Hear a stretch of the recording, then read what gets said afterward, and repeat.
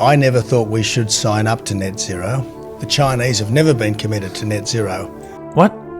They announced at the COP they were going to do 2060. They're ahead of the market in terms of renewable energy manufacturing, like for solar panels and batteries. So they're going to get there pretty quick. They're going to be the leaders in renewable energy. You wait 10 years from now, they're going to be like, everyone's going to be buying shit off them and asking them how they did it.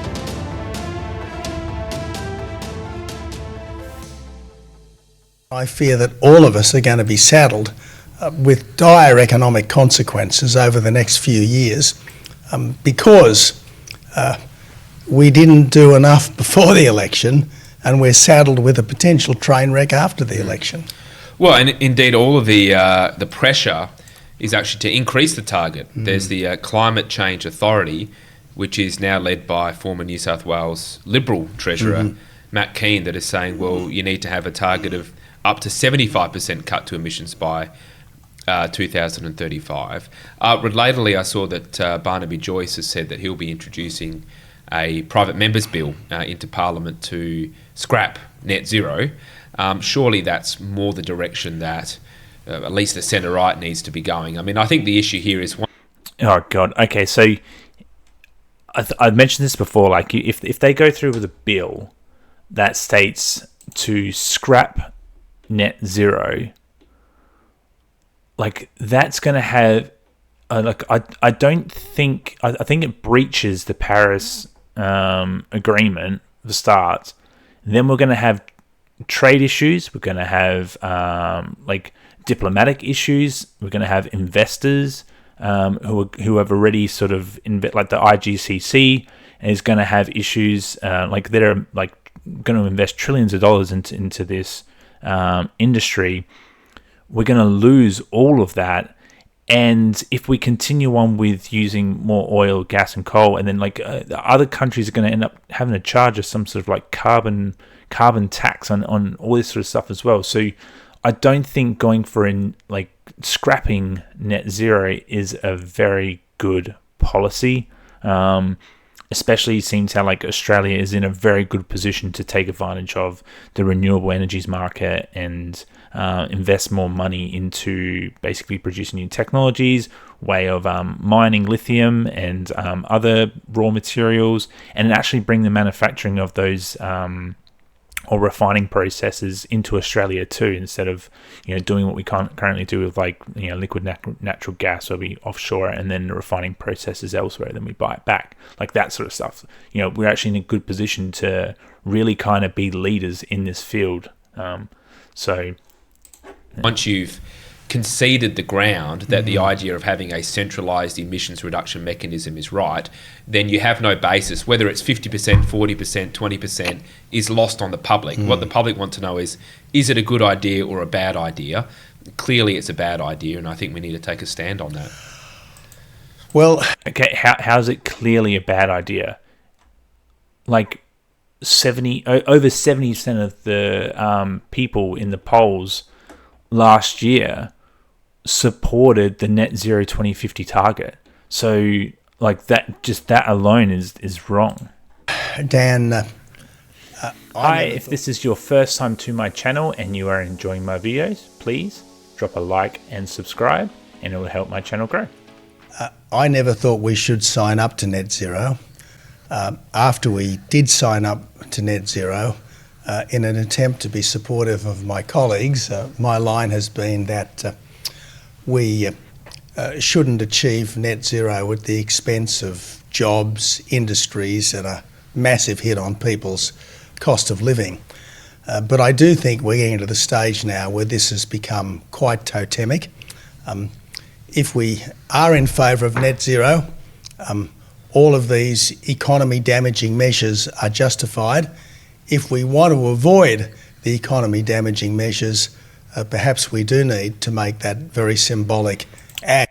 I don't understand where they think like this huge hit to the economy is going to come from, right? Because if you've got the US, you've got China, you've got like Japan, Korea, and all of them moving towards net zero, and then we decide to scrap net zero. Let's just say we scrap it, and so we just forever rely on oil, gas, and coal, or whatever. then wouldn't all of those countries then stop investing as much into Australia because they're on a completely different energy system? Like, wouldn't they have... Like, I don't understand. Like, we're going to have outdated technology in terms of what they need for their energy sector. So I don't understand why this talking point is even a thing. Like, if everyone else is moving towards it, then we should actually be moving towards it as well, and then trying to take advantage of new technologies, like I was saying before. It's just ridiculous. Of saying, well, actually, we're not committed to net zero. Now, interestingly, the Chinese have never been committed to net zero. What? They announced at the COP, in like 2023 COP, that they were going to do 2060 by 2050. The Indians have never been. Okay, there you go. So by 2050. Okay, China's not doing it by 2050. China's doing it by 2060. Okay, I think they're going to be. I think it's 2026 or 2030. I think it's 2026 for China, 2030 for India. They're going to reach their peak, and then they're going to be reducing emissions from then onwards. But like China alone are producing the most amount of, like, they're ahead of the market in terms of renewable energy manufacturing, like for solar panels and batteries and all that sort of stuff.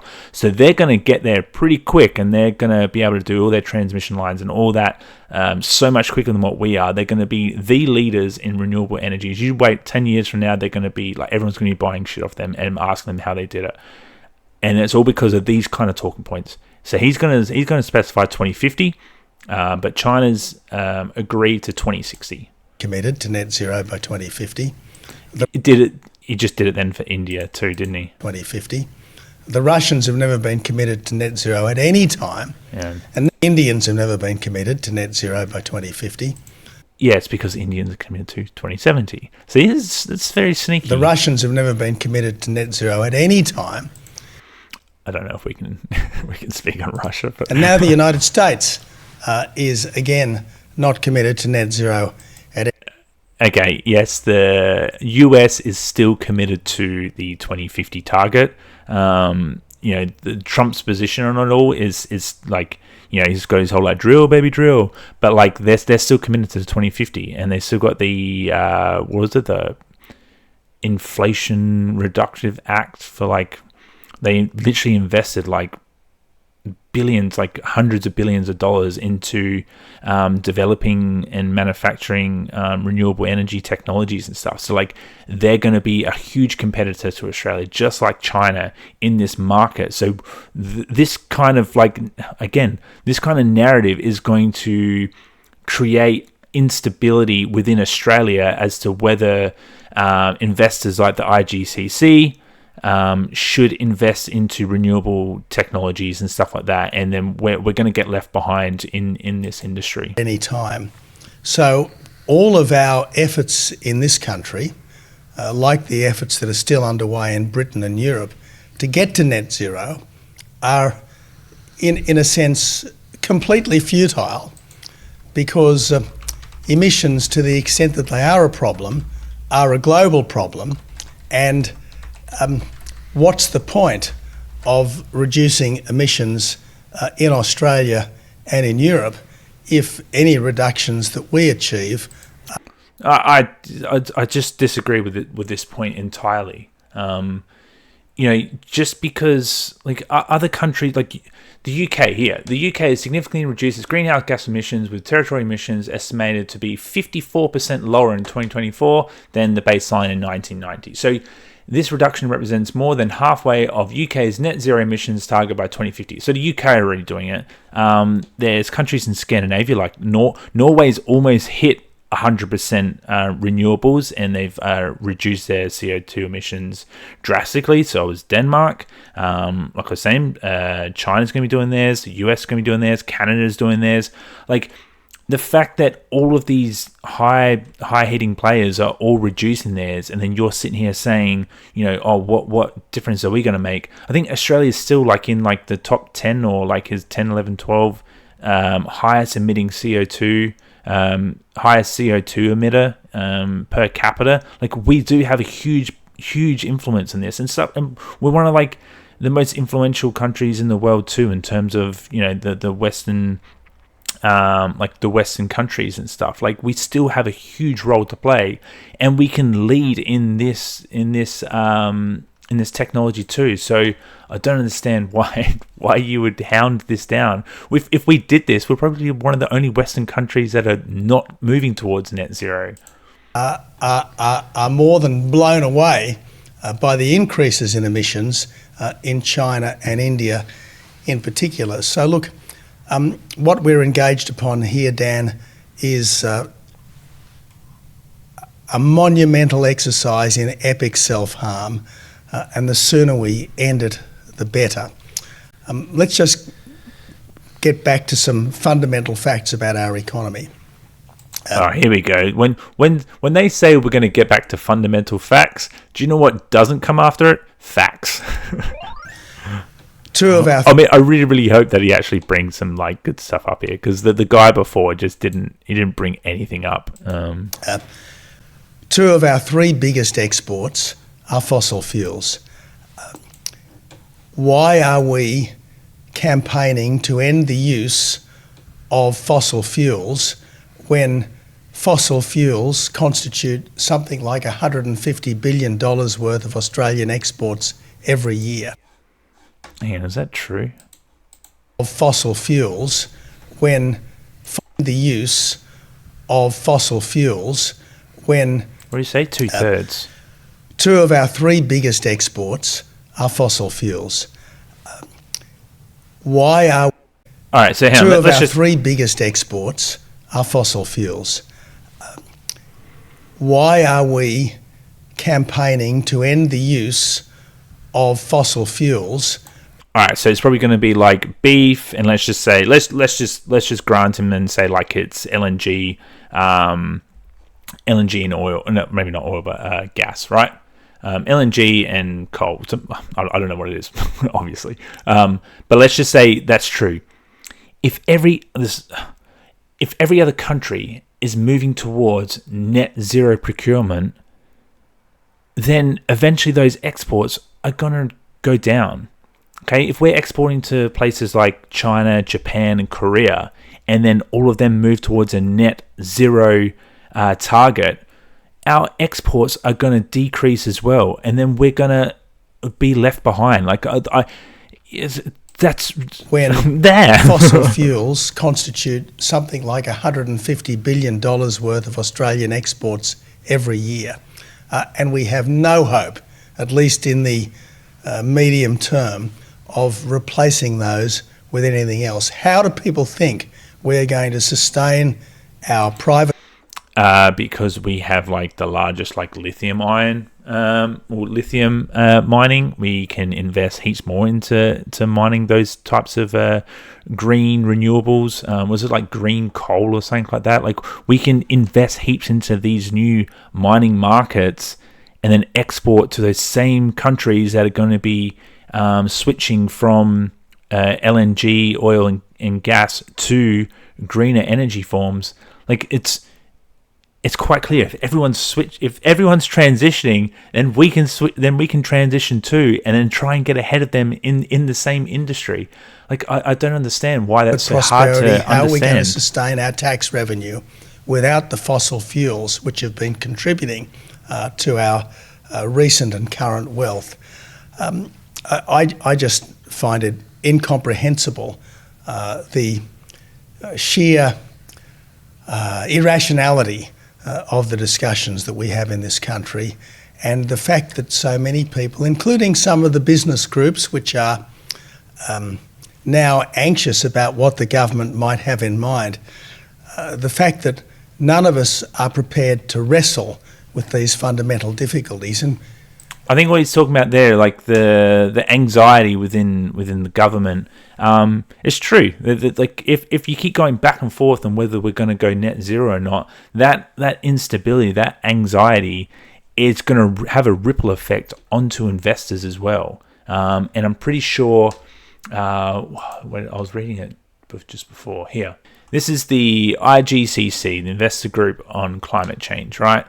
So new research reveals Australia's highest emitting companies are failing to back their net zero commitments with adequate investment, highlighting the need for a strong 2035 emissions reduction target and net zero plans to ensure Australia's transition to net zero.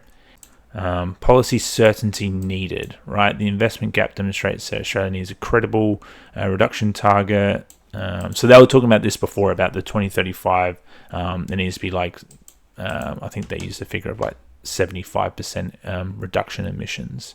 But basically what the summary of what this report is basically saying is that if there is instability around the plan to approach the 2050 target without these sort of milestones and that, would then investment becomes shady.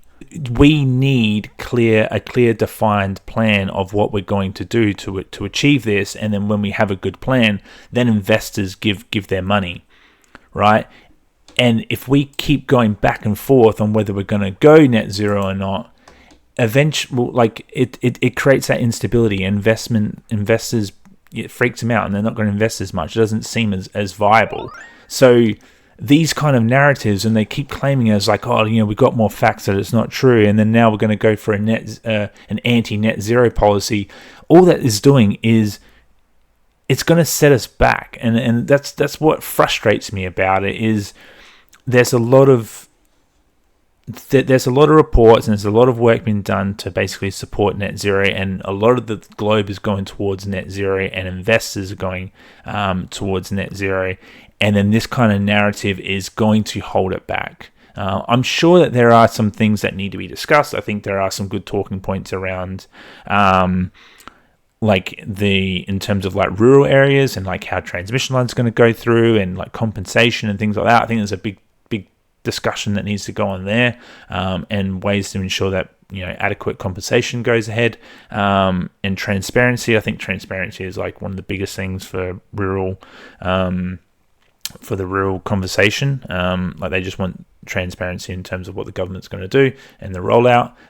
But this sort of just going from net zero to basically abolishing it all together is super dangerous in terms of the end goal.